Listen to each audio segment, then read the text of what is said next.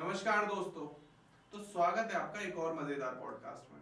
तो आज के टाइम में हर किसी के दिमाग में एक ही सवाल चलता रहता है कि दिल्ली में सरकार किसकी बनेगी। हर सरकार, हर पार्टी कुछ ना कुछ नए नए ऑफर लेकर आ रही है जनता के लिए। मैं कई एक पॉडकास्ट में इस बारे में बात कर चुका हूँ कि जनता जो है हमारे देश की, वो एकदम भोली भाली, लोग उसको नए नए ऑफर लेकर आते हैं और उन ऑफर से लुभाते हैं और सरकार बना लेते हैं, लेकिन वो एक भी वादे पूरे नहीं करते। तो उन्हीं सभी वादों को कैसे निभाएगी सरकार, क्या होने वाला है, सीएम कौन बनेगा, और इन्हीं सारी डिबेट के आंसर लेने के लिए हमने इनवाइट किया हमारे शो पर मिस्टर पवन गोयल जी को, जो कि एक बीजेपी पॉलिटिशियन भी हैं और काफी सारी बड़े चैनल में सर डिबेट भी करते रहते हैं। तो पवन सर हमें बताएंगे कि आज दिल्ली में क्या माहौल है और सरकार किसकी बनेगी, ऊंट किस तरफ करवट लेगा।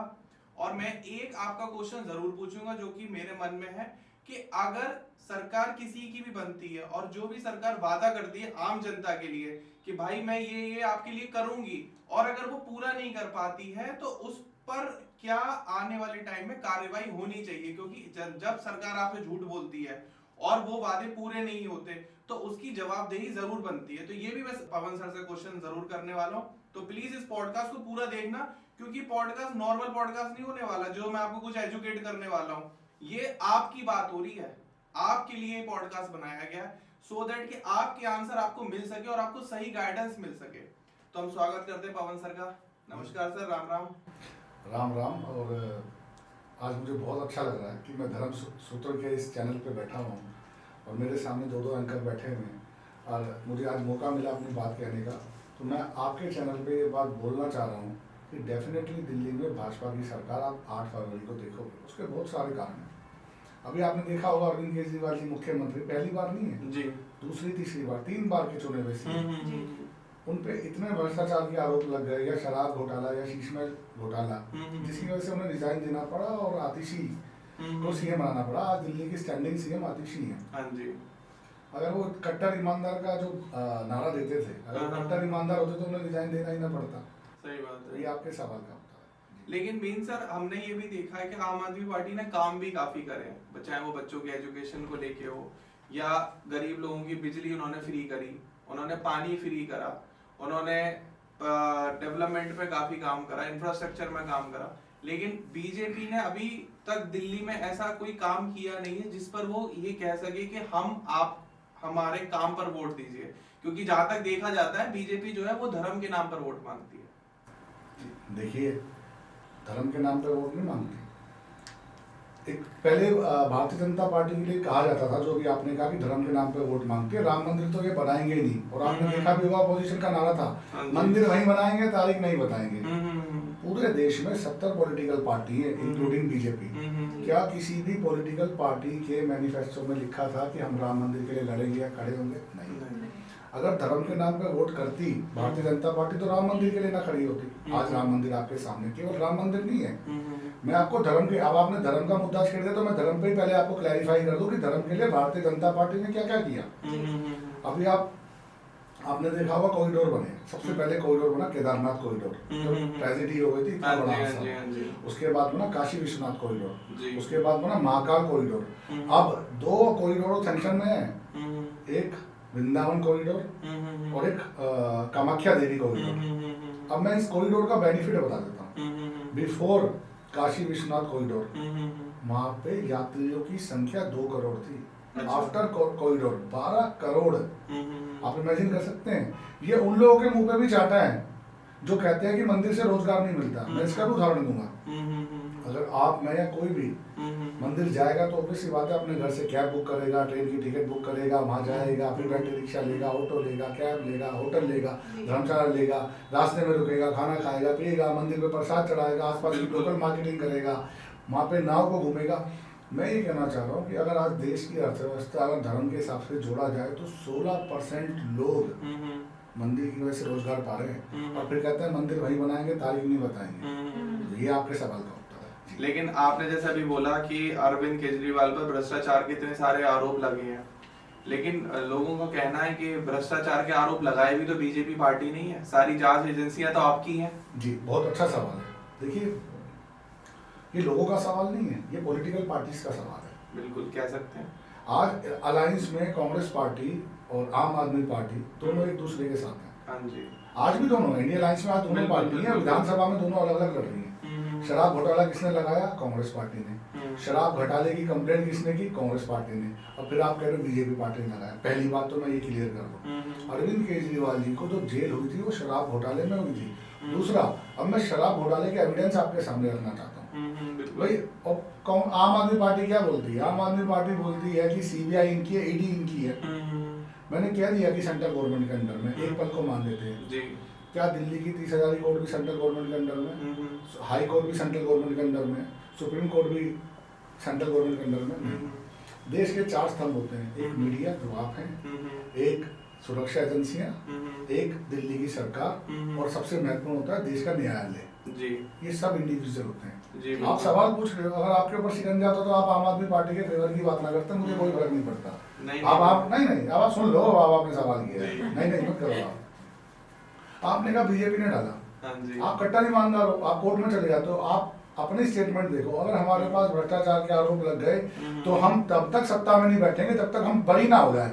आज जब आप पे आरोप लग गए तो आप उनके फेवर में क्या बोल रहे हो? जी बीजेपी ने आरोप लगाए हैं, चिट्ठी भी अपनी और पट भी अपनी। पहले कहते हैं आरोप लग गए तो सरकार छोड़ देंगे, आरोप लग गए तो झूठे हो गए। अरे झूठे हो गए तो कोर्ट में जाओ ना यार। आप कोर्ट में जा रहे हो, आपको तारीख पे तारीख मिल रही है, पता है क्यों? आपने घोटाला किया है। अब मैं इसके कुछ एविडेंस आपके सामने रखना चाहता हूँ।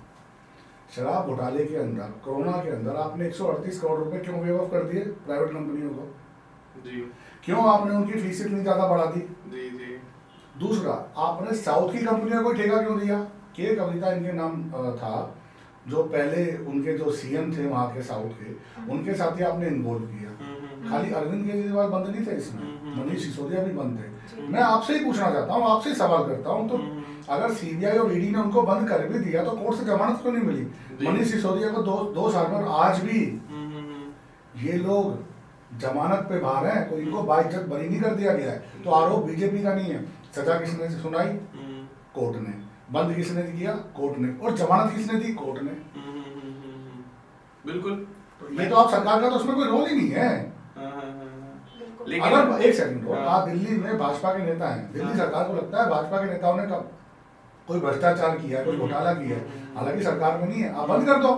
पश्चिम बंगाल में आपकी गवर्नमेंट है, हिमाचल में आपकी गवर्नमेंट है, तेलंगाना में आपकी गवर्नमेंट है, पंजाब में आपकी गवर्नमेंट है, बीजेपी नेताओं को डालो और जेल में डाल दो।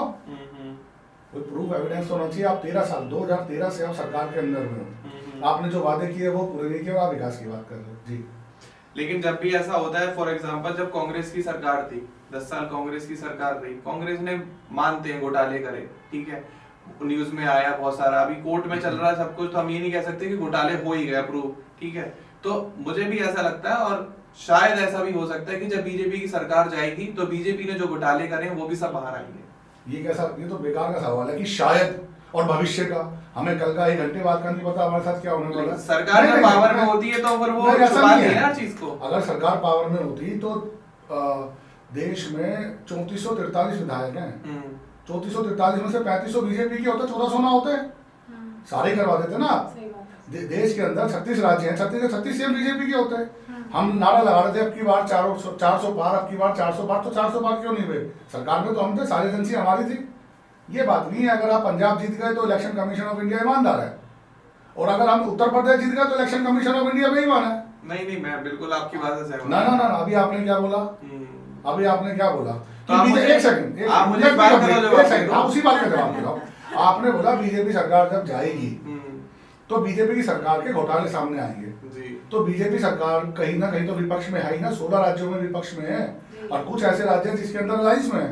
आप कर दो ना बंद। पश्चिम बंगाल में ममता बनर्जी क्यों नहीं बंद करते? तो सीबीआई वालों को अंदर बंद कर देती है। सेंट्रल में मोदी जी है ना सर। सेंट्रल क्या करेगा? स्टेट गवर्नमेंट सुनिए, मैं बड़ी तो सेंट्रल है ना, स्टेट एक चीज और क्लियर कर दूं आपको। तो फिर अगर सेंट्रल बड़ी है, जिस सीबीआई को तोता कहा जाता है, तो पश्चिम बंगाल के अंदर ममता बनर्जी के पुलिस कैसे सीबीआई वालों को बंदी बना लेती है?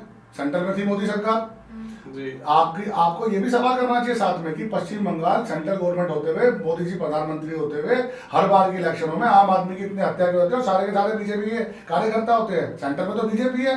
आप मुझे इसी सवाल का उत्तर दे दीजिए। 36 राज्यों में पश्चिम बंगाल पहला और आखिरी राज्य है जहाँ पे नगर चुनाव हो, निकाय चुनाव हो, विधानसभा के चुनाव हो, मोदी जी के चुनाव हो, हमेशा हत्याएं होती हैं। ये तो सब जानते हैं पहले नंबर पे। अब सर पॉलिटिक्स में क्यों बड़े लेवल पर कुछ भी हो सकता है, कई बार क्या प्यादों को खुद भी गिराया मिला के आपको फेवर लेगा सेंट्रल गवर्नमेंट के अगेंस्ट बात बोलनी है क्या? नहीं, मैं ये नहीं कह रहा, मुझे तो आप इस बात का जवाब दे दो, जब सरकार वादा करती है कि हम ये सारे विकास करेंगे और वो नहीं कर पाती है वादे पूरे, तो उसके लिए फिर वो कोई पेनल्टी क्यों नहीं भरती? बहुत अच्छा क्वेश्चन है। आपका कहना ये है कि जब गवर्नमेंट जो भी आती है जनता से जो बातें करते हैं वो पूरे करने चाहिए, बिल्कुल सही है। इसलिए हमारे देश को लोकतांत्रिक देश कहा जाता है कि इतनी सारी पॉलिटिकल पार्टियां, आपने अमेरिका में देखा होगा केवल 2 ही पार्टी है, भारत के अंदर 70 पॉलिटिकल पार्टी है। आप, मैं, कैमरामैन या कोई भी एक पानी पिलाने वाला भी इलेक्शन लड़ सकता है। आप किसी बात से सहमत नहीं, अरविंद केजरीवाल भी ऐसे ही आए थे, नई पार्टी बनाई, आते ही जीत गए, सीएम बन गए। आपको पूरे अधिकार है, आप उस पार्टी को वोट ना दें। मैं आपके चैनल के माध्यम से कहता हूं कि अगर भारतीय जनता पार्टी वादे पूरे ना करे तो वोट ना दे, लेकिन वो सुन ये बात पूरे होने से पहले मैं वादे आपको गिनवाना चाहता हूँ। बहुत अच्छा सवाल है। बिल्कुल। मैं 2.5 मिनट में 25 वादे या मैक्सिमम वादे गिनाने की कोशिश करूंगा। 12 किलोमीटर सड़कें बनती थी, आज 36 किलोमीटर डेली सड़कें बनती है, हमने वादा पूरा किया। राम मंदिर के लिए हमें कहते थे राजनीति करेंगे मंदिर में, हमने वादा पूरा किया। 370 के लिए हमने वादा किया था, हमने पूरा किया। हमने एम्स का वादा पूरा किया, एक एम्स बनाया था सिर्फ कांग्रेस ने, आज पूरे भारत में 24 एम्स हैं। उसके बाद हमने 15 करोड़ शौचालयों का वादा किया था, 15 हमने शौचालयों का वादा किया था, लेकिन 15 करोड़ शौचालय। दूसरा हमने वादा किया था कि बहुत ऐसी जगह है जहाँ पर बिजली पानी की सुविधाएं नहीं है, जरूरत थी 14 करोड़ पानी के कनेक्शन विद इन 10 ईयर्स। दूसरा मैं आपको एयरपोर्ट की बात करूंगा। दिल्ली के अंदर डोमेस्टिक या भारत के अंदर डोमेस्टिक एयरपोर्ट की हालत बहुत खराब थी, उनको हमने दोबारा से रिस्टैब्लिश किया। 74 एयरपोर्ट थे, आज 153 153 एयरपोर्ट्स हैं, जहाँ पहले 6 करोड़ लोग ट्रैवल करते थे, आज 13 करोड़ ट्रैवल करते हैं। अब मैं रेलवे की बात करूंगा। रेलवे के अंदर आपकी जानकारी के लिए बता दूं, 2 करोड़ 30 लाख लोग डेली ट्रैवल करते हैं। अगर मैं हादसों की बात करूं तो पिछली सरकार के मुकाबले 0.25 में है। तो ये हमारी नैतिक जिम्मेदारी बनती है। और मैं दूसरी बात करना चाहूँगा, मेट्रो की कनेक्टिविटी आपने देखा होगा बहुत ज़्यादा नीडी है। लोगों को जब आसपास में जाना होता है तो उन्हें मेट्रो चाहिए होती है। बिफोर 2014 केवल 5 स्टेट में मेट्रो थी, आज 20 स्टेट में मेट्रोस हैं। तो आप भारतीय जनता पार्टी पे ये एलिगेशन तो बिल्कुल नहीं लगा सकते कि इन्होंने वादे किए। एक और बात, एक सेकंड, बिल्कुल देखिए, मैं ये नहीं कह रहा कि सरकार 100% सही है, लेकिन मैं ये कह रहा हूँ कि वादे जो हमने किए थे वो पूरे किए डेफिनेटली। और जनता को पूरा अधिकार है, जनता को पूरा अधिकार है, जो गवर्नमेंट वादे पूरे ना करे उसको वोट ना दे। एक और मैं महत्वपूर्ण बात आपके चैनल पे बोलना चाह रहा हूँ। 1947 में हमारा देश आजाद हुआ। 1947 से लेकर 2013 तक 3 करोड़ 65 लाख लोगों को घर दिए गए पीएम आवास योजना के। इंदिरा गांधी आवास होता था, उसका नाम जब प्रधानमंत्री नेहरू जी के, आपने देखा हुआ उन्हीं के नाम होते थे। 2014 से लेकर 2024 तक मैडम 4 करोड़ पीएम आवास योजना से घर मिले, और अब 24 से लेकर 29 तक 3 करोड़ लोगों को आवास मिलेंगे। तो ये भारतीय जनता पार्टी ने करके दिखाया। बात चल रही है विकास की, तो बात करते हैं बीजेपी दिल्ली में क्या विकास कर रही है जी, जब विकास की चर्चा चल रही है। सही सवाल है। देखिए, पहली बात तो मैं आपकी जानकारी के लिए बता दूं, मेन बेसिक जो जिम्मेदारी होती है स्टेट गवर्नमेंट की होती है, इसलिए हम स्टेट गवर्नमेंट को चुनते हैं। बीजेपी पिछले भारतीय जनता पार्टी 26-27 सालों से दिल्ली के अंदर सत्ता में नहीं है। एमसीडी में थी, एमसीडी भी अब दिल्ली में अरविंद केजरीवाल जी के पास है। फिर भी केंद्रीय विद्यालय दिल्ली के अंदर जितने भी केंद्रीय विद्यालय हैं वो सारे सेंट्रल गवर्नमेंट है। दिल्ली के अंदर 2014 के बाद से 2300 पार्कों को मेंटेन किया गया, उसमें जिम लगाया गया। दिल्ली के अंदर जितने भी बड़े हॉस्पिटल्स हैं जैसे एम्स है, LNJP है, सफदरजंग है, और कुछ बड़े हॉस्पिटल है, ESI हॉस्पिटल्स हैं, वो केंद्रीय सरकार देखती है। इलेक्ट्रिक बसें केंद्र सरकार देखती है। ये लोग सत्ता में आ तो गए, सत्ता में आने के बाद इन्होंने सत्ता का मिसयूज किया। अब आप वादों के विकास की बात करते हैं। अरविंद केजरीवाल ने 500 स्कूल का वादा किया, पूरा नहीं किया। 50 कॉलेज का वादा किया, पूरा नहीं किया। 50 अस्पताल का वादा किया, पूरा नहीं किया। 1000 मोहल्ला क्लिनिक का वादा किया, पूरा नहीं किया। यमुना गंगा की सफाई पे आपने देखा भी होगा, आपके जैसे भाई ने ब्रॉडकास्ट किया था केजरीवाल जी का, 7000 करोड़ का उन्होंने पैसा भी लगा दिया, उन्हें पता ही नहीं है। ऐसे तो सीएम है और फिर अपने आप को पढ़ा लिखा कहते हैं, और मोदी जी को पता नहीं क्या क्या अनपढ़ बोलते, तमीज ही नहीं है।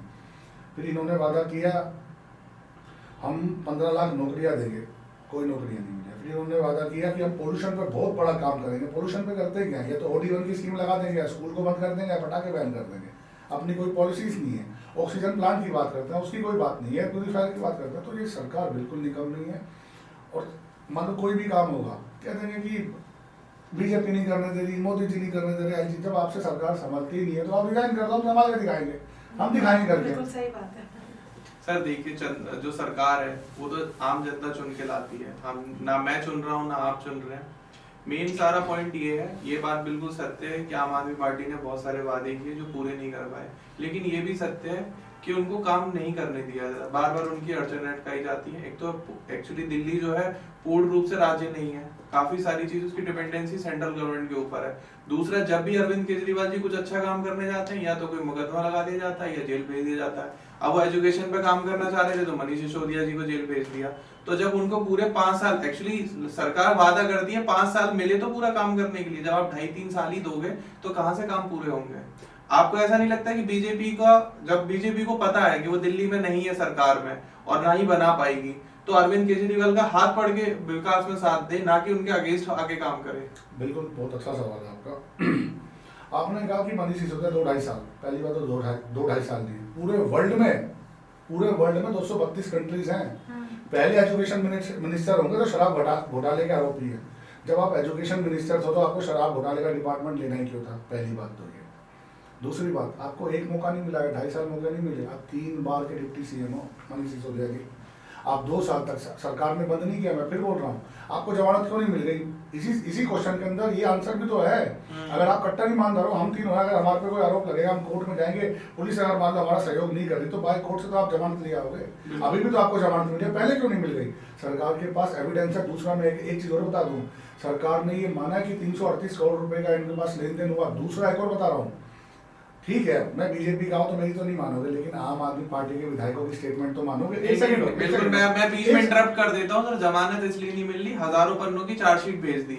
अब हजारों पन्नों की चार्जशीट पढ़ने के लिए जज को लगता है टाइम, तो जज कोई एक दिन में, एक हफ्ते में या एक महीने में नहीं पड़ेगा। अब 15,000 पन्नों की चार्जशीट लगा दोगे तो कहां से जमानत मिल जाएगी? अगर आपके हिसाब से 4-5 हजार पन्नों की चार्जशीट है तो फिर तो 4-5 जन्म लग जाते हैं। फिर इनको अभी क्यों मिल गई जमानत? अभी क्यों मिल गई? अब वो जब एक सेकंड मैं बता रहा हूं, आप सुन लो। आप देखो, आपने सवाल का पूरा उत्तर दे दो। मैंने आपसे ये नहीं कहा कि आप सवाल कौन सा पूछोगे, वो पॉडकास्ट नहीं तो फिक्स मैच होते हैं। आपकी हमारी ये बात नहीं होगी, आप सही बोल रहा हूँ ना?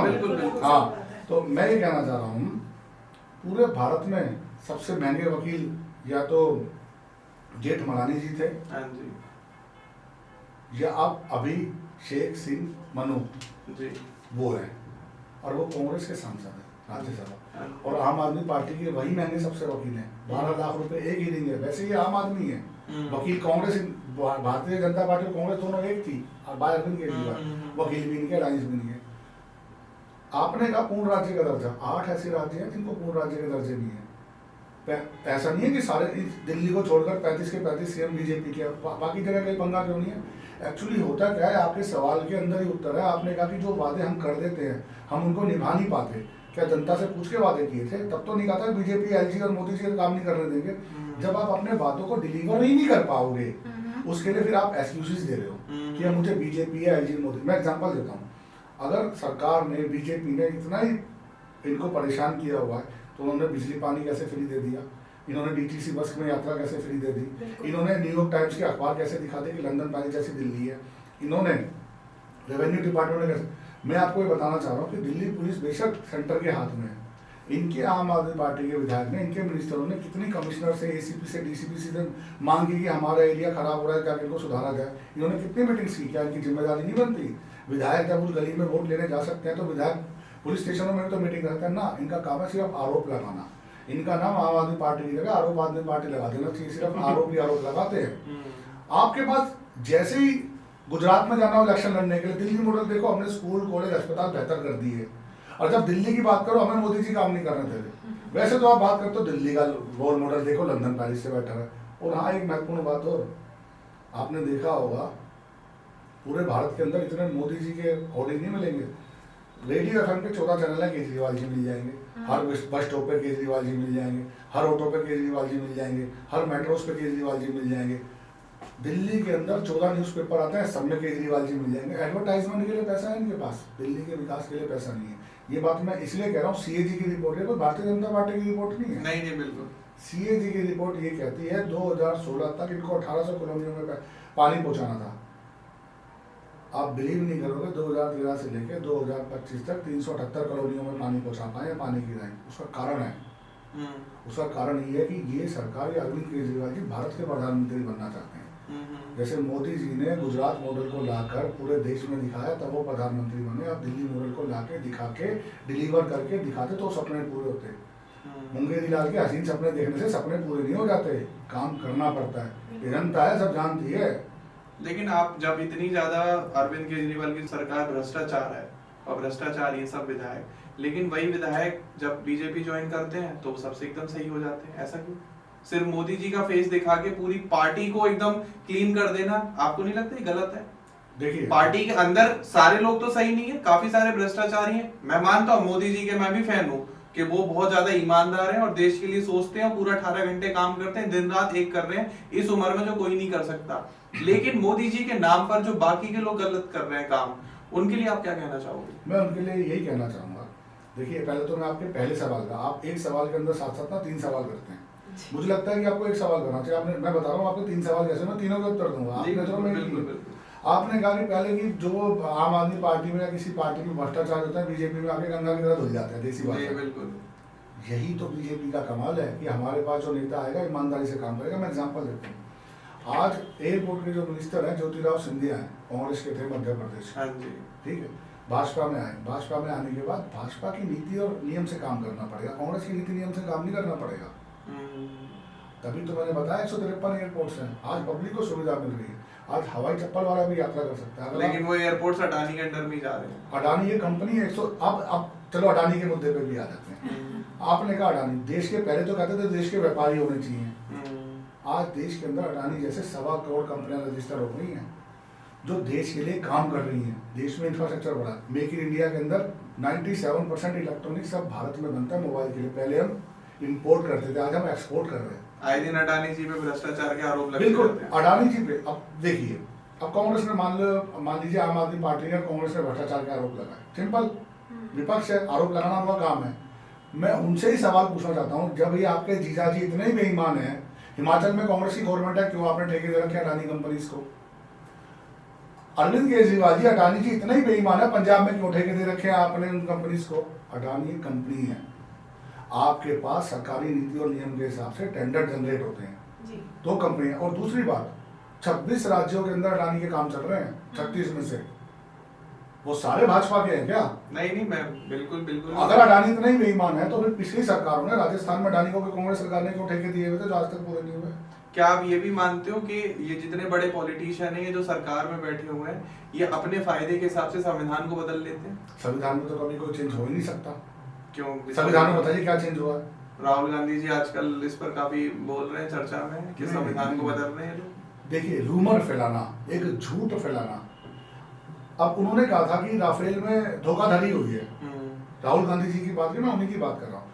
राफेल ले लिया, राफेल के अंदर इन्होंने सेंट्रल गवर्नमेंट ने पैसा खाया है।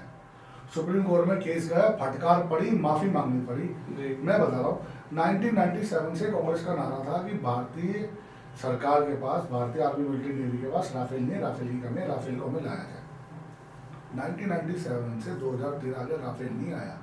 2013-14 के बाद से सेंट्रल गवर्नमेंट आई, रूस से टाइप हुआ, बाकी कंपनी से टाइप हुआ, Rafale, F series, MiG series, लड़ाकू विमान, पनडुब्बी। आज भारत का रक्षा बजट 6 लाख करोड़ का है। 2012 में कांग्रेस के शब्द थे, एक ही अड्डा नहीं है, हमारे पास चार्टर्ड प्लेन के पैसे नहीं है। टीम वही, देश वही, सरकारें बदली, नीति बदली। अभी आपके खुद के ही शब्द है, मोदी जी ईमानदार है। मैं ये कहना चाहता हूँ, देश का राजा जब ईमानदार होगा ना, तो देश की प्रजा और देश तरक्की करेगा। आज भारत की अर्थव्यवस्था 5वें नंबर पे है, जब मोदी जी को देश मिला था 11वें नंबर पे थी। आंसर आपके सामने। मोदी जी इतने ईमानदार हैं तो टैक्स क्यों नहीं फ्री कर देते लोगों के लिए? टैक्स फ्री क्यों नहीं कर देते? ये कैसा सवाल है? दिन पे दिन आप देख लो, टैक्सेशन बढ़ता चला जा रहा है हर किसी के ऊपर। चलो ठीक है, मैं उस पर भी उत्तर दूंगा। आपने जीएसटी की बात की, मैं आपको बताना चाहूंगा, जीएसटी से पहले 17 तरह के टैक्स थे जिसको आप वैट के रूप में देखते थे। टैक्स पहले भी था, लेकिन आज जीएसटी आने से क्या राहत मिली, मैं कुछ आंकड़े जीएसटी के रखना चाहता हूँ। कश्मीर से, आज हम नोएडा बैठे हुए, कश्मीर से नोएडा आने के लिए कम से कम 7 या 8 स्टेट लगते थे। 8 स्टेटों में आने के लिए हमें 8 बार टैक्स देना पड़ता था। आज जीएसटी के अंदर आने में एक देश एक टैक्स हो गया है। तो टैक्सेशन से आपको फायदा हुआ, उसमें रिफंड भी लोग क्रिएट कर रहे हैं। आप जितने भी आपकी कंपनी में, धर्मसूत्र की कंपनी का जब आप टैक्स फाइल करेंगे तो आप अपने सीए से कंसल्ट करना कि ये देश के लिए, पब्लिक के लिए बेनिफिट है या नहीं है। पार्ले जी बिस्किट आज भी 5 का, तब भी 5 का था, 4 का था कंपनीज के ऊपर। एक और बता रहा हूँ, इस सरकार के आने के बाद से 6 करोड़ 75 लाख लोग ही सिर्फ इनकम टैक्स पे करते हैं। 150 करोड़ का सरकार किसी को तंग नहीं कर रही, उल्टा मेक इन इंडिया के हिसाब से, मुद्रा योजना के हिसाब से सरकार आने वाली कम्युनिटीज को, आने वाले बिजनेसमैन को लोन की सुविधा प्राप्त करे, जिससे बिजनेस जनरेट होंगे, इनकम जनरेट होगी और लोगों को सुविधा होगी। लेकिन सरकार आई तो इस प्रोपेगेंडा के साथ थी कि महंगाई बहुत ज्यादा बढ़ चुकी है, महंगाई को कम करेंगे, सिलेंडर 600 का हो चुका है, हम इसके प्राइस ड्रॉप डाउन करेंगे, टमाटर प्याज प्रोटेस्ट आपने देखे होंगे उस टाइम पे काफी ज्यादा हुए थे। और गुजरात मॉडल को भी दिखाया गया था कि गुजरात जैसा है वैसा पूरा भारत बन जाएगा। ना तो महंगाई कम हुई, ना गुजरात मॉडल जैसा पूरा भारत में अभी इंफ्रास्ट्रक्चर ग्रो हो गया, जबकि मोदी जी तो इतने साल से, और अब तो हो सकता है कि मोदी जी रिटायरमेंट ले लें इस सरकार के बाद। तो अब जब मोदी जी चले जाएंगे तो फिर कैसे सभी मैनेज होगा और कब वो सारे सपने पूरे होंगे? भारतीय जनता पार्टी पूरे वर्ल्ड में सबसे बड़ी पार्टी है। हर नेता की, सबकी एक नियम सीमा है, सबकी एक सीमा है। ऐसा नहीं भारतीय जनता पार्टी में नेताओं में मोदी जी रहेंगे प्रधानमंत्री, फिर कोई और मोदी जी ऐसे हैं। मोदी जी के प्रचार से तो सब सीख रहे हैं क्या मोदी जी के नाम से। अब मैं उदाहरण देता हूँ, उत्तर प्रदेश में योगी जी सीएम है, किसी को नहीं पता था योगी जी सीएम बनेंगे एकदम ही। मोहन यादव मध्य प्रदेश के सीएम, किसी को नहीं पता था मोहन यादव बनेंगे। राजस्थान से भजन लाल शर्मा, किसी को नहीं पता था, उन्हें खुद नहीं पता था कि हम सीएम हैं। तो ऐसा नहीं है, भारतीय जनता पार्टी में नेताओं की कोई कमी नहीं है। मोदी जी के बात करनी, अभी जो मोदी जी के हाथ में जो देश संभाल के थे, हमारी नैतिक जिम्मेदारी बनती है। भारतीय जनता पार्टी की एक यही क्वालिटी है कि यहाँ पे चाटुकारिता और MY फैक्टर, यूपी के अंदर जो अखिलेश यादव पार्टी पे लगते हैं MY फैक्टर, ऐसा भारतीय जनता पार्टी में नहीं होता। चाय वाला कब प्रधानमंत्री बन जाए, कब उत्तर प्रदेश के सीएम की बहन फूल बेचने लग जाए, कुछ नहीं पता। तो ये इसमें इस पार्टी के अंदर नेताओं की, नीति की और ईमानदारी की कोई कमी नहीं है।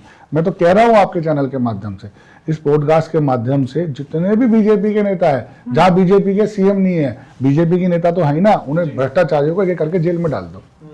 मैं कब मना कर रहा हूँ। एक क्वेश्चन और आपसे पूछना चाहूंगा, जब मोदी जी का इतना ही ज्यादा वर्चस्व है और हर इंसान उनको आज के टाइम में फॉलो करता है, तो मोदी जी का फैक्टर दिल्ली में काम क्यों नहीं करता? बहुत बढ़िया सवाल है। क्यों, किसने कहा फैक्टर काम नहीं करता? 2014 में 7 सीटें आई, 2019 में 7 सीटें आई, अब 24। तो बड़े आश्चर्यजनक आंकड़े हैं आपके सामने। पहली बार ऐसा हुआ कि 2024 में कांग्रेस और आम आदमी पार्टी का अलायंस हुआ। 2014 में और 19 में एक भी अलायंस नहीं हुआ। मोदी जी के इलेक्शन में 2024 के अंदर, जबकि कहा जा रहा था, सारे मीडिया चैनल दिखा रहे थे कि 4-3 4-3 4-3, 7 जीरो से सोपड़ा साफ हो गया। ऐसा नहीं, मोदी जी की पॉपुलैरिटी में या मोदी जी के काम में या दिल्ली के काम में कोई कमी नहीं है। और मैं फिर आपके चैनल के माध्यम से बोल रहा हूँ, आपकी बार सरकार पलटेगी। आप अरविंद केजरीवाल जी का जितना ही फेवर ले लीजिए, सरकार 8 फरवरी को भारतीय जनता पार्टी की बनेगी और पूर्ण बहुमत से बनेगी। तो पवन सर, आप बात करें, अगर ये सरकार दिल्ली में बनती है तो वहाँ के जो MLA या MP वो क्या कार्य करेंगे, क्या विकास करेंगे? देखिए, सरकार की नीति ये बनती है, MP तो केंद्र सरकार के अंडर में आते हैं, लेकिन अगर विधानसभा में हमारी सरकार बनती है, सबसे पहले आपने देखा होगा सिर्फ स्कूलों में इन्होंने सफेदी करी है। 500 स्कूल नंबर्स तो गिना दिए, लेकिन स्कूल नए नहीं बनाए। वास्तव में नए स्कूलों की जरूरत है। तो भारतीय जनता पार्टी सरकार की नंबर ऑफ स्कूल बढ़ाएगी, कॉलेजेस बढ़ाएगी, हॉस्पिटल बढ़ाएगी, गंगा की सफाई करेगी, पैसा नहीं खाएगी इनकी तरह। और शराब घोटाले पे, शराब पे कोई स्कीम लागू नहीं करेगी, एक के साथ 2 बोतल फ्री या 3 बोतल फ्री। उसके बाद हमारी नैतिक जिम्मेदारी बनती है, हम जितना भी ओवरफ्लो, पानी की बड़ी समस्या है, सीवर की बड़ी समस्या है, कच्ची कॉलोनियों में सड़कें नहीं बनी है, और उसके बाद साफ पानी नहीं मिल रहा है लोगों को रोजगार नहीं मिला। MNC कंपनी के साथ टाइप किया जाएगा। एक और सवाल जरूर है, इस सरकार की, ये पढ़ी लिखी सरकार कहने वाली, MNC कंपनी से टाइप करना चाहिए था। MNC कंपनियों के साथ करते, मल्टीनेशनल कंपनियां आती, वहाँ पे दिल्ली के पास इतने सारे गाँव हैं, उन गाँवों को स्टैब्लिश किया जाता, और उसके बाद इंफ्रास्ट्रक्चर पे भी काम होता है, एग्रीकल्चर पे भी काम होता है, लोगों को रोजगार मिलते हैं, व्यापार मिलता है, दिल्ली को रेवेन्यू जनरेट। ऑलरेडी क्या है, दिल्ली एक कमर्शियल हब है। पूरे भारत में 30 नंबर पे GST का रेवेन्यू आता है जी, जिसकी आप बात कर रहे हैं। पेट्रोल डीजल पे रेवेन्यू आता है। गवर्नमेंट पे, दिल्ली गवर्नमेंट पे पैसे की कोई कमी नहीं है, नीयत की कमी है। वादे कर देना और वादे के बाद पूरे भारत में इलेक्शन लड़ना। आम आदमी पार्टी 2 स्टेट के अंदर CM है, दिल्ली और पंजाब, लेकिन फिर भी उनकी नीति नियत क्या रहती है, हर स्टेट में चुनाव लड़ना है। और आज तो ये पोजीशन हो गई, ना तो हम किसी का समर्थन लेंगे और ना देंगे, आज सभी पार्टियों के साथ ऐसे हाथ मिला के खड़े हुए हैं जी, बिल्कुल। अरविंद केजरीवाल की नीति नियत कब पलट जाए, मुझे लगता है कि जिसको पलटू राम बोलते हैं, बजाय अरविंद केजरीवाल जी को पलटू राम बोलना चाहिए। बनाने देने चाहिए थे, जहां झुकी वहां मकान बना लिया, शीश महल। वैसे तो कहते हैं आम आदमी 500 रुपए की चप्पल, 500 रुपए की नीली कमीज, 500 रुपए की पैंट और 5 लाख के सोफे, 15 लाख का पोर्ट। लेकिन पवन जी, एक सेकंड, मैं अपनी बात कंप्लीट कर लूं। CM हाउस तो पहले शीला दीक्षित भी CM हाउस में रहती थी, इसने कहा अपना स्विमिंग पूल बना दो भाई। 78 करोड़ रुपए दिल्ली सरकार के रेवेन्यू से लिया जाएगा सीएम हाउस को। दूसरा मैं बता दूं आपको, किसी भी राज्य के सीएम हाउस ऐसे नहीं होते कि आपको कुछ काम कराने की जरूरत पड़े, लेकिन आलीशान में रहना, लग्जरी में रहना। एक वीडियो बड़ी वायरल हुई थी अरविंद केजरीवाल जी की, 2 करोड़ रुपए के चाय समोसे खा गए थे 5 स्टार होटल में, और ये फैक्ट्स हैं, फैक्ट्स हैं ये। तो मैं ये कहना चाह रहा हूँ, लग्जरी की बात करना और लग्जरी लेना बड़ा फर्क है। लग्जरी हम लेंगे नहीं, ये तो कहते थे हम वीआईपी गाड़ी नहीं लेंगे, 0001 की इनोवा गाड़ी चलती है, 106 लोगों का काफिला है, सिक्योरिटी भी ले ली, शीश महल भी ले लिया। कहाँ गई नीली वैगनार, सिर्फ वो प्रचार के लिए थी। और एक बात और बता दूंगा इस पॉडकास्ट के माध्यम से, आप देखना पूरे वर्ल्ड में जितने भी लीडर हैं, भारत में जितने भी लीडर्स हैं, किसी के चांटे नहीं पड़ते, किसी के साई नहीं फेंकी जाती, किसी के चप्पल नहीं लगती। ये पॉलिटिकल स्टंट आपको आम आदमी पार्टी में देखने को मिलेगा। जो आदमी अपनी सुरक्षा नहीं कर सकता, वो दिल्ली की क्या सुरक्षा करेगा। सही बात है जी। लेकिन ना खाऊंगा ना खाने दूंगा, लेकिन खाने वालों को पार्टी में ले लूंगा, ये भी तो सर बीजेपी की पॉलिसी है। मैं समझा नहीं, किसकी बात कर रहे हैं? बीजेपी की पॉलिसी। हाँ, ना खाऊंगा ना खाने दूंगा। बताइए आप कौन सा लेकिन भ्रष्टाचार खाने है वालों बीजेपी? को पार्टी में ले लूंगा। कौन खाने वाला है? कितने सारे लोगों ने आप नाम नहीं बता पा रहे? बीजेपी ज्वाइन करी है। किसने? नाम तो बताओ आप। सर आम आदमी पार्टी के ही बहुत सारे। आम आदमी पार्टी के बहुत सारे, कोई है नहीं, कपिल मिश्रा पे कोई आरोप नहीं है भ्रष्टाचारी का। ये तो कहते थे कैलाश गहलोत जो अब आए हैं आम आदमी पार्टी छोड़कर। आप आम आदमी पार्टी की बात कर रहे हैं, इनसे अपनी स्वाति मालीवाल तो संभाली नहीं जा रही। इन्हीं की राज्यसभा सांसद है और इनमें हिम्मत भी नहीं अपनी पार्टी से निष्कासित कर दें। वही आरोप लगा रही है अरविंद केजरीवाल जी के पीए पे, विप्लव कुमार के, उसे पता नहीं कहाँ का प्रभारी बना दिया। और वैसे कहते हैं भारतीय जनता पार्टी बलात्कारियों की पार्टी है, और इन्हीं की सांसद, इन्हीं का आरोप। एक बात और, इनका एक संदीप कुमार एमएलए था, उसकी तो वीडियो वायरल हुई थी फोन की, और फिर कहते हैं भारतीय जनता पार्टी। एक बात और, इन्होंने भी member of parliament Somnath Bharti, इनका विधायक भी है, उसको इलेक्शन फाइट कराए। उनके तो खुलेआम अपनी बीवी को सड़कों पर पीट रहे थे, और फिर कहते हैं भारतीय जनता पार्टी महिलाओं का उत्पादन करती है। एक एग्जांपल और, नरेला के एक और विधायक थे इनके, उनकी सेक्रेटरी ने, उनकी कार्यकर्ता ने, इन्होंने इतना अत्याचार उस पर किया, उसने सुसाइड कर लिया, फिर कहते हैं भारतीय जनता पार्टी है। तो आप देखिए क्या बोल रहे हैं, पहले समझ लीजिए, आंकड़े आपके कमजोर है।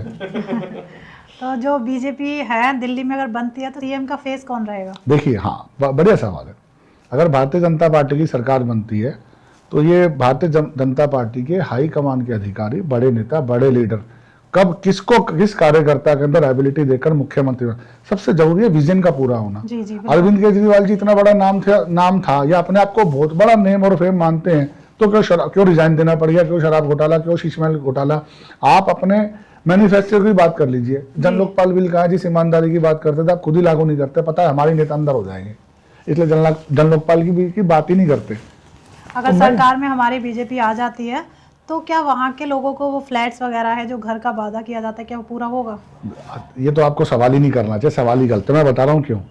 मोदी जी ने 2 बार, केंद्र सरकार ने 2 बार, अभी आपने देखा हुआ 1875 फ्लैट, और इससे पहले वाले चुनाव से पहले करीबन 6 साल पहले 2900 कुछ फ्लैट्स दिए थे। मैं वही कह रहा हूँ कि पॉलिसी और नीति और नीयत की कमी है, सरकार के पास फंड्स और जगह की कमी नहीं है। ये जो आम आदमी पार्टी की सरकार है, ये केवल टोटली राजनीति, सिर्फ ब्लेम गेम की राजनीति करती है। ब्लेम गेम खेलने से अच्छा उन 1800 कॉलोनियों में पानी पहुंचा देते थे ना, जो सीएजी की रिपोर्ट है, तो ज्यादा बेटर होता। आज दिल्ली के अंदर देख लीजिए, हर जगह traffic jam, pollution, air purifier plant, wifi कैमरे, सीसीटीवी, सारे मुद्दे धरातल पर 0/0 हैं। 1000 मोहल्ला क्लिनिक का खुद का वादा करते हुए, 1000 मोहल्ला क्लिनिक 2015 में, 16 में, 17 में, सब रैलियों में, आज तक 458 मोहल्ला क्लिनिक खुले हैं, जिसमें 250 की हालत ये है, या तो वहां पे जानवर है, या शराबी है, या बंद पड़े हैं, या कोई डॉक्टर नहीं है, या कहीं मरीज नहीं, बुरा हाल है। पॉल्यूशन की बात चल रही है, तो अगर सरकार बनती है तो पॉल्यूशन पे क्या काम किया जाएगा? जी, बढ़िया सवाल। देखिए, पॉल्यूशन पे काम किया जाता है, एयर प्यूरिफायर प्लांट लगाए जाते हैं। दिल्ली को समय समय पे ग्रीनरी के लिए काम किया जाता है। ये तो पेड़ों को कटवाने का काम करते हैं, पेड़ों को लगाया जाता है, एग्रीकल्चर लैंड को बढ़ाया जाता है, और फिर कंपनी के साथ टाइप किया था कि हमें इस तरह के प्रोडक्ट यूज करने चाहिए जिससे कि पोल्यूशन ना फैले। जैसे कि मैं आपको बताऊं, केंद्र सरकार ने दिल्ली के अंदर पोल्यूशन को देखते हुए जो बाहर के रोड से हैवी व्हीकल्स को दिल्ली के अंदर बैन कर दिया। ये केंद्र सरकार ने किया, क्यों? क्योंकि वो डीजल से चलते हैं और हैवी पोल्यूशन होने की वजह से, हैवी लोड होने की वजह से वो पोल्यूशन ज्यादा फैला, तो उनको भारी भार रखा गया, आउटर सर्कल पे ही रहते हैं वो, यही कारण है। तो मुझे आप ये बताइए, फॉर एग्जांपल जैसे बीजेपी सरकार अगर आ जाती है, जैसे आप 8 फरवरी को कह रहे हो कि निश्चित बीजेपी की सरकार बनेगी, तो मेरा सिर्फ एक ही सवाल है, रोजगार पर क्या काम होगा? जी, क्योंकि रोजगार की बात कोई नहीं करता, हर किसी को क्या कहते हैं, धर्म पर बात करनी है, हर किसी को किसने भ्रष्टाचार करा किसने नहीं करा उस पर बात करनी है, लेकिन रोजगार पे बात किसी को नहीं करनी। तो आप मुझे थोड़ा सा आइडिया दो कि कितनी नौकरियां लोगों को जो युवाओं हैं उनको मिल सकती है। एजुकेशन तो ले लेते हैं, चाहे सरकारी लें चाहे प्राइवेट लें, लेकिन नौकरियों की बहुत कमी है आज के टाइम में। और ये बात बिल्कुल आप बोले कि नहीं इतनी दे दी उतनी दे दी, उसके बाद भी रोजगार की कमी है, क्योंकि भारत में आजकल का युवा परेशान है और रोजगार के लिए बहुत ज्यादा परेशान है। तो बिल्कुल ठीक। देखिए, पहले तो मैं एक एग्जांपल ये देना चाहूँगा, विकासशील देश और विकसित देश इनमें फ़र्क होता है। भारत कोई अमेरिका जितना साउंड नहीं है कि उसके पास नंबर्स ऑफ फंड्स की बहुत ज़्यादा। दूसरा एक और, हमारे देश में सबसे बड़ी समस्या जो पॉपुलेशन की है, भारत के अंदर 3.25 करोड़ बच्चे हर साल पैदा होते हैं। एक तो हमें ये देखना है कि हमें बच्चे दो ही अच्छे, ये मेरा स्लोगन है। मतलब आप अपने उतने ही बच्चे पैदा करें जितने को आप पालन पोषण कर सकते हैं। बिल्कुल। रही बात एमएनसीज कंपनी की, मैं बार बार इस पॉडकास्ट में कह रहा हूँ कि जितनी हमारे पास जगह होती है, जैसे आपने देखा होगा गुजरात के अंदर जो प्लांट लगे थे, फैक्ट्रियाँ कितनी ज़्यादा हैं, मैक्सिमम फैक्ट्री हैं, तो उन फैक्ट्रियों को रेजिडेंशियल एरिया के आउट में इंडस्ट्रियल एरिया बनाया जाता है। जैसे आपने देखा हो दिल्ली में DSI DC 1, 2, भोरगढ़, नरेला, ऐसे जोन बनाने के बाद एमएनसी कंपनियों के साथ टैप, क्योंकि एक कंपनी जब आती है तो उसके अंदर कम से कम 50,000 एम्प्लॉय होता है, प्लस रॉ मटेरियल खरीदना और उनको सेल करना, लगभग 5 लाख लोगों को व्यापार मिलता है। जब सरकार की नीति सिर्फ फ्री बाइस करने की होगी, सरकार सिर्फ वोट चाहती है पब्लिक के लिए काम, कुछ ना कुछ तो स्ट्रिक्ट एक्शन उठाने चाहिए सरकार को, कंपनी के साथ टाई अप करना चाहिए। और आज की डेट में सरकार अपनी अपनी नई नई योजना चलाती है। अब सपोज करो जैसे अब दिल्ली के अंदर सेंट्रल गवर्नमेंट की वजह से मेट्रोस बढ़ी, मेट्रोस को बढ़ाना, रेलवे को बढ़ाना, बस सिस्टम को, ट्रांसपोर्ट को बढ़ाना, ट्रैवल को बढ़ाना, गंगा को बढ़ाना, उसको हब बनाना, तो हम बहुत सारे काम कर सकते थे जो सरकार फेलियर रही। तो बहुत सारे ऑप्शन है, सरकारें आएंगी, हमारी सरकार आएगी, कंपनियों से टाई अप करना हो, सड़क को बनाना हो, रेलवे को बढ़ाना हो, मेट्रोस को बढ़ाना हो, और जितने भी मैक्सिमम रोजगार के अवसर प्रदान करने होंगे डेफिनेटली देंगे। क्योंकि जितना देखिए आज की डेट में वोटर बड़ा स्मार्ट है। आप झूठा वादा करके, आपका सवाल बहुत बढ़िया था, वादा करके निकल जाते हैं, आसान नहीं है कि आप निकल जाना। इन्हीं वादों की वजह से केजरीवाल सरकार घिरती हुई नजर आ रही है, अपने वादे पूरे नहीं किए इसलिए वो हारती हुई जा रही है। सरकार में हम आएंगे, आप देख रहे हैं कि हमारे को बार बार जनता का आशीर्वाद मिल रहा है, डेफिनेटली हम काम करेंगे। पवन सर, जैसे हम देखा जाता है प्राइवेट कंपनी एक कॉन्ट्रैक्ट लेती है और वो कहती है कि भाई 5,000 करोड़ में मैंने ये कॉन्ट्रैक्ट लिया और तय समय में मैं ये काम आपको करके दूंगी। अगर वो कॉन्ट्रैक्ट पूरा करने में तय समय विफल रहती है तो सरकार उसे हमेशा के लिए आगे से कॉन्ट्रैक्ट देना बंद कर देती है। ये एक बहुत बड़े स्तर की बात कर रहा हूँ। अगर मैं छोटे स्तर में भी बात करूँ, अगर आप 500 रुपए किसी को दे रहे हैं मजदूर को और उसको बोल रहे हैं कि भाई तुझे एक दिन में इतना काम करना है और वो नहीं करता, तो आप अगले दिन से उस मजदूर को हटा देते हैं, दोबारा कभी काम नहीं देते। तो क्या सरकार की जिम्मेदारी नहीं या इलेक्शन कमीशन की, अगर कोई सरकार बहुत ज्यादा झूठे वादे कर रही है और भ्रष्टाचार कर रही है, बार बार उसके नेता जेल जा रहे हैं, तो उस सरकार को या उस पार्टी को बैन ही कर देना चाहिए? क्यों ही नहीं, देखिए, पहली बात तो जो संविधान बना जनता से बना है और जनता के जो प्रतिनिधि चुन के आते हैं वो जनता ही चुनती है। सरकार जनता से बड़ी नहीं है, जनता से सरकार है। बिल्कुल है, जनता से सरकार है। तो ये रूल जो है सरकार संविधान में जनता ने बनाए हैं। तो मैंने क्या कहा, आपके वोट का अधिकार, एक करोड़पति का वोट भी एक है और एक रिक्शा चलाने वाले का वोट भी एक है। आपको वोट का अधिकार 5 साल का ही चुनाव है, 50 साल का नहीं है। आपको अधिकार ही इसलिए दिया गया है कि सरकार को बदलिए, सरकार को पलट लिए, उस विधायक को उसके खिलाफ। आप एक बात बताइए, आपके पास पुलिस प्रशासन है, आपके पास कोर्ट है, आपके पास सुरक्षा एजेंसी है, आप जांच एजेंसी है, आप एक NGO चलाते हो, आप कोई कमेटी आपकी है या आपकी RW, आप जाके कंप्लेंट कीजिए ना, किसने मना किया? हमारी खुद की भी नैतिक जिम्मेदारी है, सारी चीज जिम्मेदारी। अब मोदी जी ने कहा कि स्वच्छ भारत स्वच्छ अभियान, तो हमारी खुद की भी नैतिक जिम्मेदारी, हम गाड़ी में जा रहे हैं तो सड़क पे कूड़ा ना फेंकें। किसी देश की तरक्की में सरकार के साथ साथ पब्लिक का भी योगदान है, हम जागरूक हम भी रहें, हम अपनी नैतिक जिम्मेदारी से। आज हम अपने बच्चों को स्कूल भेजने के लिए सुबह तैयार करते हैं, लेके आते हैं, या हम ऑफिस जाते हैं, ऑफिस से आते हैं, मतलब हम अपने जो भी बिजनेस को या ऑफिशियल कामों करते हैं, हमारी भी देश के प्रति जिम्मेदारी। आपने फ्री वीज की बात करी कि आम आदमी पार्टी फ्री वीज ऑफर कर रही है, वो तो बीजेपी भी कर रही है। जी, बीजेपी वादा पूरा कर रही है तो काम कर रही है। तो फ्री वीज क्यों दे रही है? फ्री वीज क्या है? आप एक बात बताइए, 4 करोड़ घर जिनको नैतिक जरूरत थी, फ्री वीज वो है जो जिसके पास ऑलरेडी सब कुछ है और आप उनको बांट रहे हो। फ्री वीज उनके लिए जो जरूरतमंद को घर दिया है मोदी सरकार ने। 14 करोड़ जो पानी के कनेक्शन दिए हैं वो जरूरतमंद को दिए हैं। आज रेलवे मेट्रोस की जो लाइनें बढ़ाई गई हैं वो जरूरतमंद के लिए। पूरा भारत डेवलपिंग है, आज वंदे भारत चल रही है। भारत एक ऐसा व्यापार, ऐसा रोजगार है, ऐसा हब है जहाँ पे 3.5 लाख की गाड़ी से लेके ध्रुव जी 11 करोड़ की रोल्स रॉयस तक बिकती है। सर, भारत के अंदर वैसे कस्टमर। सर मैं रोल्स रॉयस की बात आप कर रहे हो, लेकिन मैं सर बात करना चाहूंगा किसानों की। बीजेपी सरकार इतना अच्छा कर रही है, उसके बाद भी किसान आत्महत्या कर रहे हैं, उनके लिए वो क्या काम करने हाँ, वाली बढ़िया है, इसके सवाल है। बारे में थोड़ा सा बताएं प्लीज। मैं अब आपको यूपी का एग्जांपल, हम यूपी में बैठे हैं, इसी से बात करते हैं। बिल्कुल। गन्ना किसानों में पिछली सरकारों ने 97,000 करोड़ रुपए का उनका लोन चुकाया था या उनकी देय राशि दी थी। इस सरकार में आने के बाद योगी जी ने 2017 से लेकर 2025 तक 1,74,000 करोड़ रुपए की देनदारी गन्ना किसानों की दी है। पहले के आंकड़े में अब किसानों की इनकम दोगुनी हुई है। भारतीय मतलब मुद्रास्फीति के हिसाब से हमने जो इनके खाद और यूरिया के लिए थे 11,000 सेंटर को खोला गया।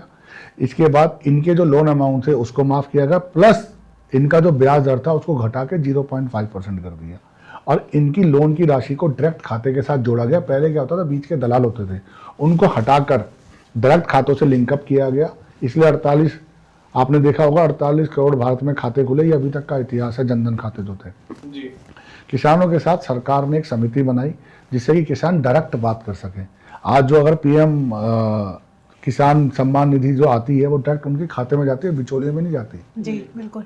अभी भी मेरे ख्याल 13 करोड़ के आसपास खाली उत्तर प्रदेश का किसानों को सम्मान निधि गई है राशि, और ये पूरे भारत के किसानों के लिए, खाली उत्तर प्रदेश के नहीं।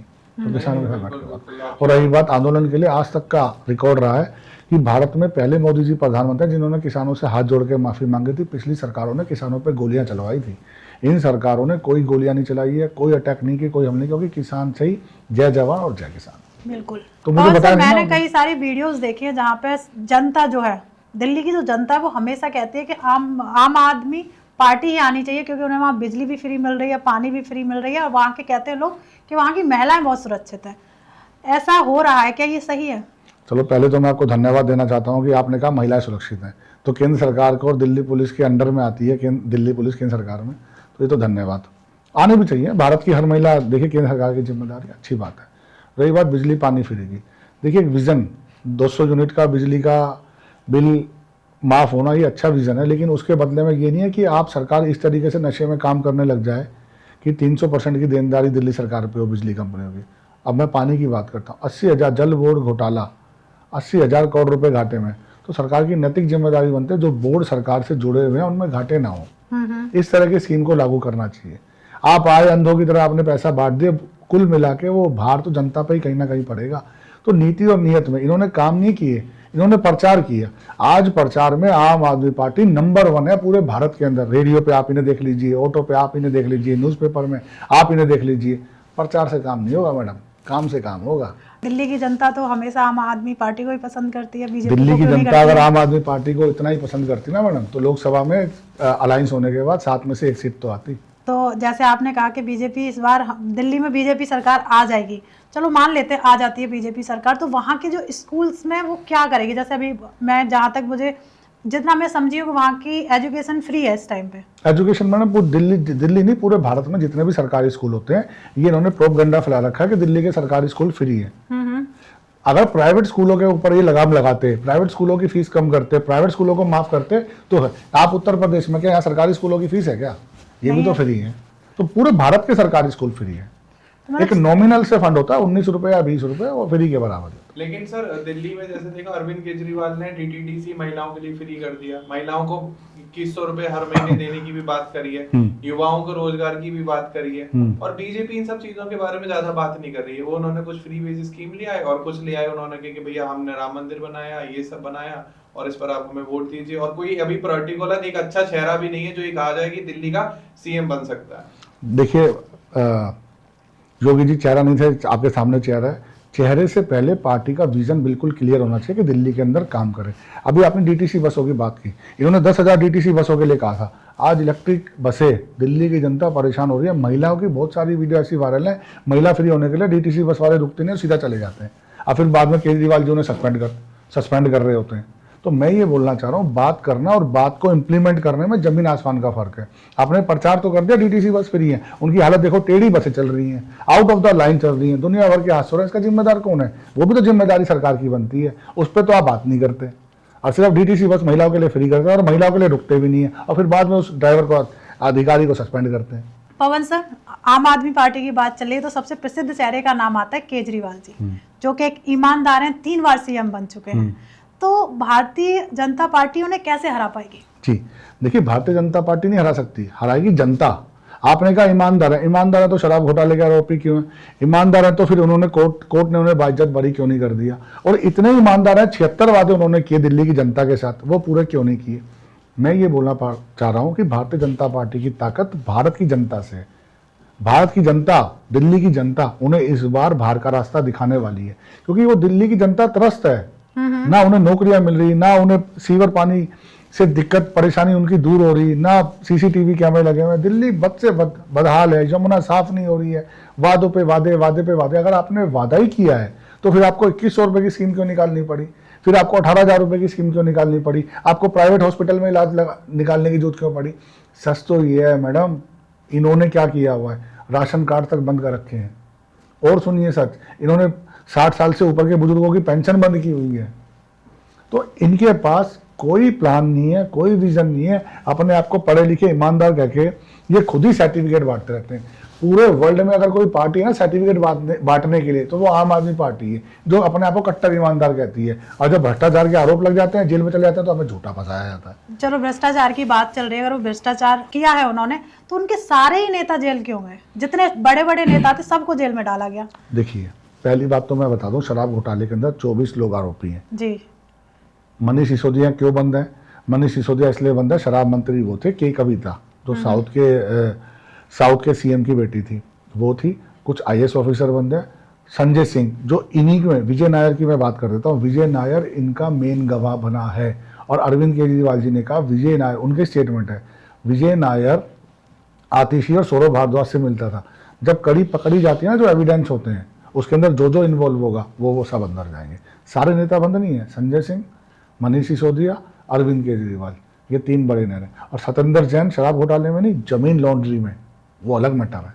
तो आप ये ना कहिए कि आम आदमी पार्टी के सारे नेता के करके चलिए। जब बात चल रही, मैंने एक वीडियोस देखी थी जो काफी प्रसिद्ध है इस टाइम पे, जहां आतिशी जी ने बोला है कि जैसे ही ये सारे लोग जेल में गए, जब जनता के आगे अपनी गुहार लगाने या बड़े बड़े वहां गई थी, तो तुरंत जैसे ही वहां बैठते थे ये लोग, तुरंत पुलिस आ जाती थी और तुरंत सारे जितने भी जहाँ लोग बैठे होते थे उन्हें जेल में डाल दिया जा रहा था या उन्हें थाने में बंद कर दिया जा रहा था। ऐसा क्यों हो रहा था? मैंने क्या कहा, इनका नाम आरोप आदमी पार्टी लगा देना चाहिए। आपको कहीं भी धरना प्रदर्शन करने के लिए एक प्रोटोकॉल को मानना होता है। सबसे पहले आपको कहीं पर कोई धरना करना है, कोई रैली करनी है, कहीं भी करनी है, आप वहाँ के एरिया के डीएम के पास जाएंगे, परमिशन लेके आएंगे उस लेटर पे, और एक रूट मैप।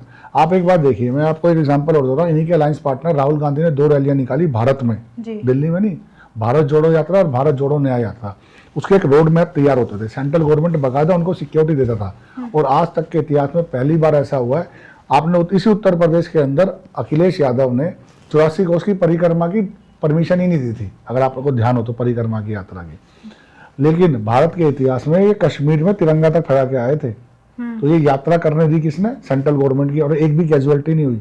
अब आपने परमिशन ली है शास्त्री नगर मेट्रो स्टेशन की जी। आप रैली कर रहे हो उत्तम नगर मेट्रो स्टेशन पे, आप प्रोटोकॉल का खुद ही पालन नहीं कर रहे हो। दिल्ली सरकार सुरक्षा के साथ चलने की वजह दिल्ली पुलिस से उलझ रही है।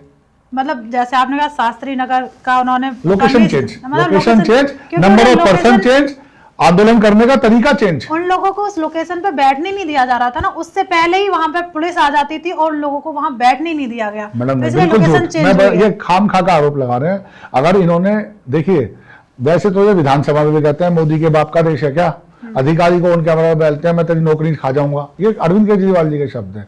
संजय सिंह बोलते हैं मोदी जी प्रधानमंत्री देश के, उसके दलाल हैं क्या अडानी के?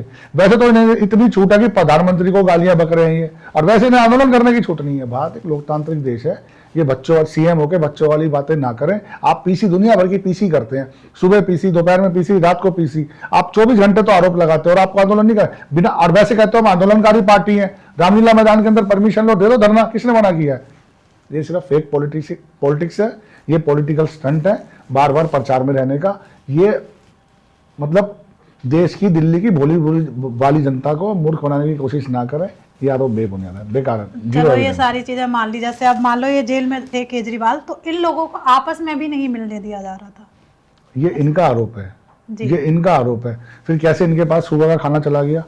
देखिए जेल है वो कोई 5 स्टार होटल नहीं है। जेल का पालन, जेल के अंदर एक आम आदमी और एक प्रधानमंत्री, एक मुख्यमंत्री, एक मंत्री, सबके लिए सेम। जेल का मतलब ही तो जेल है। जेल का मतलब एक हो है कि आप किसी के साथ मतलब होली मिलन समारोह पे आए हुए हो, तो जेल के प्रोटोकॉल को मानना पड़ेगा। और दिल्ली के अंदर मैं बता दूं, जो जेल है वो दिल्ली सरकार के अंडर में ही है। सबसे बड़ी बात यह, जो तिहाड़ जेल में जिसमें बंद थे वो दिल्ली सरकार के अंडर ही आती थी। तभी सत्येंद्र जैन इनके मिनिस्टर की वहां पे मसाज हो रही थी, जो वीडियो वायरल हुई थी। अरविंद केजरीवाल जी को, जो कि एक शुगर पेशेंट है, तो इनको इंसुलिन लेना था, लेकिन इनका तो इंसुलिन ही रुकवा दिया। अच्छा, एक बात बताइए, और इनको बिल्कुल मारने की साजिश ही हो गई थी ऑलमोस्ट। हाँ, तो हाँ, मरते बचे। मारने की साजिश तो 2013 से ही कह रहे हैं, जब से सत्ता में आए हैं। 2013 से लेकर 2024 तक ये कम से कम तो 13 बार आरोप लगा चुके हैं, इनको मारने की कोशिश की जा रही है। मैंने क्या कहा, इस बार तो सर प्रूफ के साथ है। कोई प्रूफ नहीं है। तो इसका मतलब आप मानते हो 12 प्रूफ नहीं थे, 13वां प्रूफ है?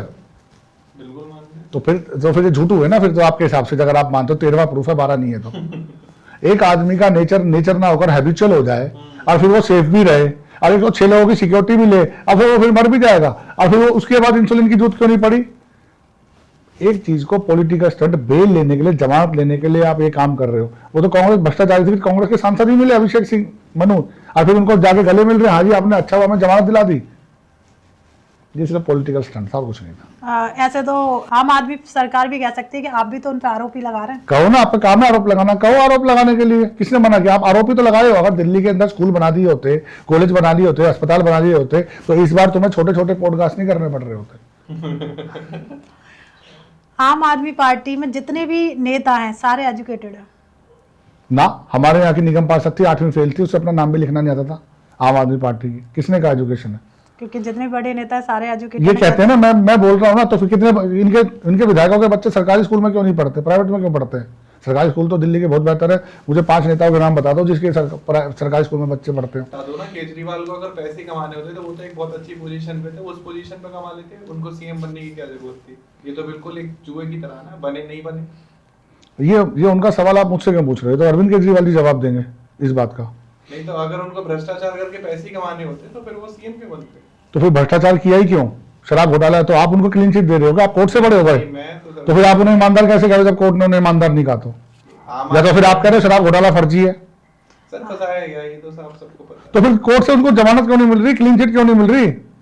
बताइए ना आप। मिल जाएगी ना सर, अभी तो मिल जाए, ये अरे ये बात नहीं होती। फिर कोर्ट ने कैसे मान लिया? आप ये गलत बात है। 70 पॉलिटिकल पार्टी में आम आदमी पार्टी जो बात कह रही है वही सारी सही है, और जो भारतीय जनता पार्टी कह रही है वो सारी झूठ है। पार्टी की लड़ाई है सर, इसमें देश पिस रहा है और कुछ नहीं हो रहा। भोली वाली जनता को बेवकूफ बनाया जा रहा है। नहीं, कोई भोली भाली जनता को बेवकूफ नहीं बनाया जा रहा। भारतीय जनता पार्टी में मैंने आपको धर्म की भी बात बताई, मैंने स्कूल की बताई, मैंने IIT कॉलेज भी बताया, मैंने एम्स भी गिनवाए, मैंने आपको रोड भी गिनवाए, मैंने आपको मेट्रोस भी गिनवाई, मैंने आपको जनधन खाते भी गिनवाए, मैंने 220 करोड़ वैक्सीन भी गिनवाई, मैंने आपको 15 करोड़ जल से नल भी गिनवाए, मैंने आपको शौचालय भी बनाए, मैंने मेक इन इंडिया भी बताया, मैंने आपको एयरपोर्ट भी बनाया। ये भोली भाली जनता को रोजगार नहीं मिले क्या? 74 एयरपोर्ट से 153 एयरपोर्ट हो गए, उसमें रोजगार नहीं है। एक क्लर्क से लेकर चपरासी से लेकर GM तक के लोग वहां पे काम करते हैं, और जो आने जाने का ट्रैवल करते हैं रोजगार नहीं है। सड़क बन रही है तो रोजगार नहीं है, शौचालय बन रहे हैं रोज के रोज, रोजगार नहीं है। क्या बात करते हैं सर आप? तो सर केजरीवाल सरकार ने भी बहुत सारे काम किए, स्कूल बनाए हैं। काम में मुझे 5 स्कूलों के नाम बता दो बनाए तो। कमरे बनाए 28,000 कमरों को स्कूल नहीं कहते सर। आपने अपनी जानकारी दुरुस्त कर लीजिए, यही तो मैं कह रहा हूँ। अगर अपने वादे पूरे किए होते तो छोटे छोटे पॉडकास्ट ना करने होते। अब जो कहते थे हमारे ट्विटर पे इतने फैन है, इतने फैन है, इतने फैन है, मिलियंस में भी 200 के व्यूज नहीं आ रहे। पॉडकास्ट तो सर मोदी जी ने भी किया आज के टाइम में, तो कर तो रहे तुलना, आप खुद ही कह रहे थे मोदी जी ईमानदार हैं। बिल्कुल नहीं, इस बात में मैं भी एग्री करती हूँ, हम मोदी जी ईमानदार हैं। और लेकिन मोदी जी कभी भी अपने आप से नहीं कहते। भारतीय जनता पार्टी कभी सर्टिफिकेट नहीं बांटते आम आदमी पार्टी की तरह। हम कट्टर ईमानदार है, हम कट्टर ईमानदार है, फिर बेईमानों को गले लगा रहे होते हैं। आज अखिलेश यादव ईमानदार हो गए, तब तो बड़े परिवारवादी का आरोप था। अरविंद केजरीवाल, राहुल गांधी, सोनिया गांधी मुझे एक दिन के लिए CBI दे दो, उनको जेल में डाल दूंगा। कट्टर ईमानदार हो इंडिया अलायंस में। लालू प्रसाद यादव बिहार का नहीं पूरे देश का चारा खा गए, वो तो कट्टर बेईमान है। आज उसके साथ अलायंस करके वो कट्टर ईमानदार हो गए। अरविंद केजरीवाल की स्टेटमेंट है, बताओ आप क्या बोलोगे इस पे आप? तो मतलब केजरीवाल जी की बात आपको जो सही लगे वो सही है, अब जो बात मैं कह रहा हूँ नहीं वो जी बिल्कुल, ये क्या बात हुई? ये तो केजरीवाल जी के शब्द थे। मतलब वो चाहे तो जिस मर्जी को ईमानदारी का सर्टिफिकेट दे, जब चाहे वो बेईमानी का सर्टिफिकेट दे। पहले जिनको बेईमानी का सर्टिफिकेट दे दिया, आज गले मिल गए तो वो ईमानदार हो गए। तो उसका मतलब केजरीवाल जी के सर्टिफिकेट की वैल्यू है क्या? नहीं सर, मैं केजरीवाल के बिल्कुल पक्ष में बात नहीं कर रहा। मैं तो अपनी ओपिनियन, लेकिन बीजेपी को मैं तो आज के टाइम में वॉशिंग मशीन कहा जा रहा है। बीजेपी को वॉशिंग मशीन, मैंने ज्योतिराव सिंधिया का आपको उदाहरण दिया। उस वॉशिंग मशीन में आने के बाद कांग्रेस के हिसाब से नहीं, भाजपा के हिसाब से काम हो रहा है, देश के हिसाब से काम हो रहा है। नहीं तो सर, जब इतनी ज्यादा ईमानदार पार्टी है तो फिर 400 पार क्यों नहीं कर पाई? देखिए, जनता अच्छी बात है 400 पार नहीं कर पाए, वरना कहते थे, पहले तो आरोप लग ही रहे थे सीबीआईडी पे, अभी इस डिबेट में भी लगे हैं, इस पॉडकास्ट में भी लगे हैं, वरना कहते हैं इलेक्शन कमीशन ऑफ इंडिया भी आपका है। तो आप मानते हो ना इलेक्शन कमीशन ऑफ इंडिया ईमानदार है? बिल्कुल, ये तो मानते हो ना सर आप कि 400 पार नहीं हुए? पहले बोलते थे 400 पार है, पक्का करेंगे, इलेक्शन कमीशन ऑफ इंडिया इनका है। अब हम 240 पे सिमट गए। कहीं ऐसा तो नहीं ये रणनीति हो आने वाली सरकार में 400 पार होने की? ये 5 साल है, अभी तो बहुत बड़ा समय है, तो इस मतलब बारे में ये- इतनी बड़ी भविष्यवाणी तो कोई भी नहीं कर सकता। तो मान लीजिए अगर बीजेपी, जैसे आपका मानना है या कहना है कि बीजेपी इस बार दिल्ली में आ जाएगी, तो ग्राउंड लेवल पे आके वो जनता के लिए क्या काम करेगी, और इस पॉडकास्ट के माध्यम से आप बताइए। और हम चाहते हैं कि ये चीज़ जो उनकी रणनीति है आज जो आप कमेंट करके जाए वो पूरी होनी चाहिए। 100% होगी। मैंने आपको एग्जाम्पल के साथ देखिए, किसी भी स्पोक्स पर्सन को आप बिठाएंगे उसके पास आंकड़े होने चाहिए। मैंने आपको स्कूल का, कॉलेज का, हॉस्पिटल का, रेलवे का, मेट्रो का, रोजगार का, एयरपोर्ट्स का, मैंने आपको शौचालय का, मैंने आपको जनधन खातों का, मैंने वैक्सीन का। कांग्रेस सरकार से पोलियो के टीके नहीं लगे थे। 225 करोड़ वैक्सीन कोरोना के अंदर, कोरोना 1-2 के अंदर, ये वर्ल्ड का रिकॉर्ड है। और हमने उस वैक्सीन को बेचा है, इंपोर्ट एक्सपोर्ट किया है। 28,000 रुपये में अमेरिका में लग रही थी और हमारे यहाँ फ्री लग रही थी, और हमने बेचा है उस वैक्सीन को। तो मैं ये बताना चाह रहा हूँ, ये सरकार बेटी बचाओ बेटी पढ़ाओ, इस सरकार ने आके बेटी के जन्म पे, बेटी की शिक्षा पे, बेटी की शादी के लिए स्कीमें निकाल रखी हैं। बिल्कुल ठीक है, स्कीम निकाल रखी है। अगर जी, बात करते तो हैं ये जिम्मेदारी बनती है सरकार की, चाहे वो केंद्र दिल्ली सरकार हो। में जितनी झुग्गियां हैं, जी, तो क्या बीजेपी आने के बाद वो कम हो जाएंगी या उतनी ही रहेंगी? देखिए, झुग्गी वालों को जहाँ झुग्गी वहाँ मकान का वादा है। झुग्गी वालों को हमने मकान दिए हैं, इस बार भी दिए और पिछली बार भी दिए थे। सरकार की, केंद्र सरकार की, राज्य सरकार की जब डबल इंजन की गवर्नमेंट होगी तो डबल काम होगा। दिल्ली का विकास 2 गुना नहीं 4 गुना होगा। जो ये झूठे वादे किए हैं, झूठी सरकार को फेंक कर ये सरकार आएगी, दिल्ली वालों के लिए बेहतर काम करेगी। तो हम मान सकते हैं कि यमुना साफ हो जाएगी बीजेपी बिल्कुल आने साफ होगी। 7,000 करोड़ रुपए खाएंगे नहीं आम आदमी पार्टी की तरफ, आप चिंता ना करें, आपको देखने में मिलेगा। बिल्कुल, आप तो यूपी देखिए के अंदर, आज यूपी को उत्तर प्रदेश नहीं उत्तम प्रदेश कहा जाता है। पहले मैं आज उस उत्तर प्रदेश का उदाहरण दे दूं। उत्तर प्रदेश में माननीय अखिलेश यादव जी की सरकार में 1000 बार पुलिस स्टेशन पे हमला हुआ था। 1000 बार पुलिस वालों के सामने ही क्राइम होता था। आज एक भी ऐसा आरोप नहीं है योगी सरकार के आने के बाद कि पुलिस वालों पे हमला हुआ। प्लस एनकाउंटर, जिसको जैसी भाषा में समझ आता है उसको वैसी भाषा में समझाएंगे। हम बीजेपी वाले हैं, हम वैसे ही समझाते हैं तो जैसी भाषा में समझता है। बिल्कुल सही बात है, बीजेपी सरकार है। वैसे मैं एक बात कह दूं कि पहले की तरह जनता पहले से जागरूक हो चुकी है। पहले बातों में फंस जाती थी, बातों में फंस जाती थी। इस बार अब वो तो मैं जनता नहीं रही है। मैं मोदी जी को धन्यवाद देना चाहता हूँ। पहले फोन सुनने का 8 रुपए लगते थे और फोन करने के 16 रुपए लगते थे। जी। नेट पहले खोलते बाद में थे, बंद पहले हो जाता था। बिल्कुल। मेरा खुद 3500 रुपए का महीने का बिल आता था। आज 800-900 रुपए में मेरे 3 महीने चल जाते हैं, और नेट भी 2.5 GB रोज है। तो ये तो धन्यवाद देना चाहिए कि सरकार ने कंपनियों के साथ मिलकर लोगों को बेसिक सुविधा देने की काम किया है। तो पवन जी, आपने जिस तरीके से बताया, बीजेपी की रणनीतियों को बताया दिल्ली में, और आगामी चुनाव के रिजल्ट भी आपने पहले से अपनी तरफ से प्रेडिक्ट किए हैं, और आई होप ऐसा ही हो जैसा आप कह रहे हैं। आप हमारे पॉडकास्ट में आए, शायद जनता ने भी काफी रिलेट करा होगा, और आपके लगभग क्वेश्चन जो सवाल थे वो मैंने पवन सर से पूछे और उन्होंने बहुत अच्छी तरीके से उनको हैंडल करा। बिल्कुल कोई ऐसा नहीं है कि हम कोई भी बनावटी आंसर उन्होंने बनाकर दिया हो, या फिर बात ऐसी करी हो कि सिर्फ वन साइडेड गई हो। हमने दोनों पक्षों की बात रखी और दोनों पक्षों की तरफ से आंसर भी दिया, बीजेपी की तरफ से भी, आम आदमी पार्टी की तरफ से, क्योंकि मेन पार्टी दिल्ली में आज के टाइम में यही है। बाकी जो है वो अलायंस है, इनके साथ मिलकर काम कर रही है। बाकी सब कुछ आपके हाथ में है, आप ही मालिक हो। आप जिसको वोट दोगे उसी की सरकार बनेगी। वोट देने से पहले बस आपको इतना सोचना है कि कौन आपके लिए काम करेगा, कौन ईमानदार है और कौन अपने वादों पे खरा उतरा है। आप अपने सर कुछ शब्द आखिरी में कहना चाहेंगे? बस धर्म सूत्र के पॉडकास्ट चैनल को जितने भी व्यूअर्स देख रहे हैं, दिल्ली को विकास की बहुत जरूरत है, झूठे वादों की जरूरत नहीं है। आपके माध्यम से मैं कहता हूं कि आने वाली 5 फरवरी को भारतीय जनता पार्टी को वोट दें, दिल्ली में कमल खिलाएं, जिससे दिल्ली का विकास हो। जय हिंद, जय भारत। पॉडकास्ट देखने के लिए आपका बहुत बहुत शुक्रिया। अभी भी आपके दिमाग में कोई सवाल हो और पवन सर को आप चाहते हैं दोबारा देखना हमारे पॉडकास्ट में, तो कमेंट सेक्शन में लिखें। हम सब सर को लगातार इनवाइट करते रहेंगे। वीडियो पसंद आई हो तो प्लीज लाइक करें और ज्यादा से ज्यादा दिल्ली के लोगों को शेयर कर दें, क्योंकि मैंने इसमें ऐसी बहुत सारी बातें करी हैं जो आप लोगों की बातें थी, बिल्कुल। जनता की बातें थी। तो ये पॉडकास्ट बहुत ज्यादा इंपॉर्टेंट हो जाएगा आपके लिए। अब शेयर करना प्लीज, सब तक शेयर कर दें। हो सकता है मोदी जी तक भी शेयर करें, केजरीवाल जी को भी शेयर करें, सबको टैग करें, ताकि सब लोग देखें इस वीडियो को और जनता की बातों को सुने और उस पर कुछ अपने रिएक्शन दें। बाकी मिलते हैं अगले पॉडकास्ट में। जय हिंद, जय भारत, नमस्कार दोस्तों।